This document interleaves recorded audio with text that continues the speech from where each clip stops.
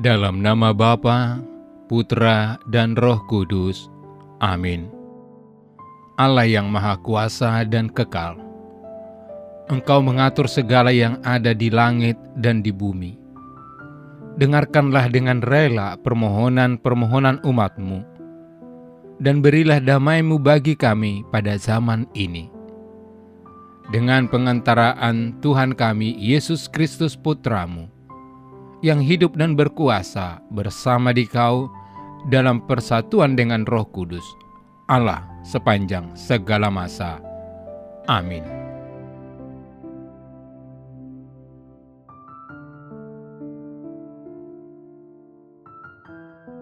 Yesus mengatakan pula suatu perumpamaan kepada murid-muridnya.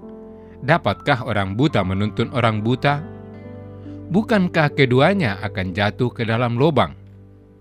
Seorang murid tidak lebih daripada gurunya, tetapi barang siapa yang telah tamat pelajarannya akan sama dengan gurunya.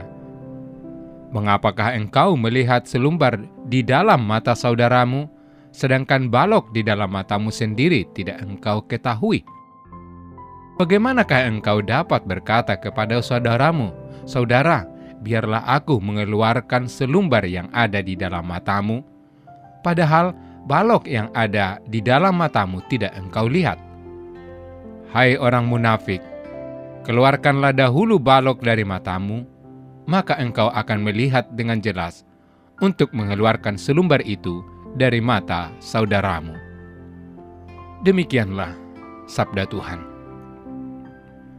Saudara-saudari terkasih dalam Kristus, bayangkan dua orang yang berjalan bersama di jalan yang gelap. Keduanya tidak bisa melihat dengan jelas. Jika salah satu mencoba menuntun yang lain, mereka akan segera tersandung dan jatuh. Inilah gambaran yang Yesus sampaikan dalam pengajarannya tentang bagaimana kita seharusnya tidak terburu-buru untuk menilai atau membimbing orang lain jika kita sendiri belum melihat kelemahan kita dengan jernih. Injil yang kita renungkan hari ini berisi pengajaran Yesus mengenai hubungan antara sesama, terutama dalam hal penilaian dan penghakiman. Yesus menggunakan perumpamaan tentang orang buta yang menuntun orang buta, balok dan selumbar di mata, serta guru dan murid untuk menekankan pentingnya sikap kerendahan hati dalam mengoreksi orang lain. Dalam perspektif iman, Injil hari ini mengajak umat untuk merenungkan sikap penghakiman pribadi dan perlunya refleksi diri sebelum menilai orang lain. Yesus bertanya, dapatkah orang buta menuntun orang buta? Bukankah keduanya akan jatuh ke dalam lubang? Ini menggambarkan bahwa seorang guru atau pemimpin harus memiliki pengetahuan dan kebijaksanaan sebelum membimbing orang lain. Dalam paham kita, hal ini menggarisbawahi pentingnya formasi rohani dan moral yang kuat bagi mereka yang diberi tanggung jawab membimbing umat, seperti para imam, biarawan, atau pemimpin awam. Seorang pemimpin yang tidak matang secara rohani atau moral akan sulit membimbing orang lain dengan benar. Kisah ini memperkenalkan metafora balok di mata seorang dan selumbar di mata saudaranya. Yesus menegur mereka yang cepat menilai atau mengkritik sesama, padahal mereka sendiri memiliki kekurangan yang lebih besar. Gereja Katolik mengajarkan bahwa kita semua berdosa dan perlu bertobat secara terus-menerus. Dalam konteks ini, umat diingatkan untuk tidak terburu-buru menghakimi, melainkan untuk selalu merenungkan diri dan bertanya apakah kita telah memperbaiki kelemahan kita sendiri sebelum mencoba menegur orang lain. Sikap kerendahan hati dan introspeksi diri sangat ditekankan dalam ajaran gereja.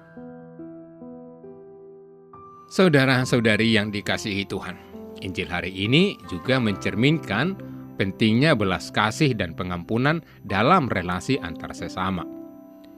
Yesus bukan hanya mengingatkan agar kita tidak menjadi hakim atas orang lain, tetapi juga mengajak kita untuk menunjukkan cinta kasih melalui pengertian dan kesediaan untuk menerima kelemahan orang lain.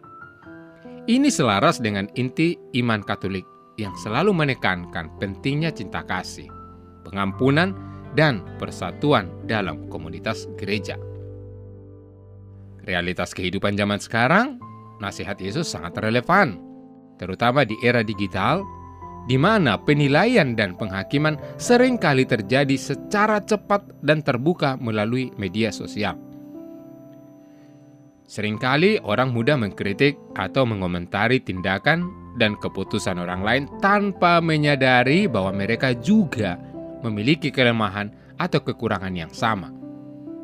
Dalam situasi seperti ini, ajaran Yesus mengajak kita untuk lebih berhati-hati dalam menilai dan mengomentari, terutama jika kita sendiri belum melakukan refleksi diri.